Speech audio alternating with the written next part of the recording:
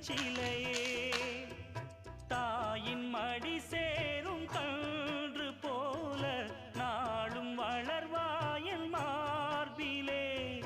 சேய் உன் முகம் பார்க்க துன்பம் தீரும் காலம் கனியாகும் தேவியே சிறு கிளி போல் பேசும் பேச்சில் என்னை மறந்தேன் நானம்மா எந்தன் வாழ்க்கையின் அர்த்தம் சொல்ல பூக்களின் வண்ணம் கொண்டு பிறந்த மகளே என் மகளே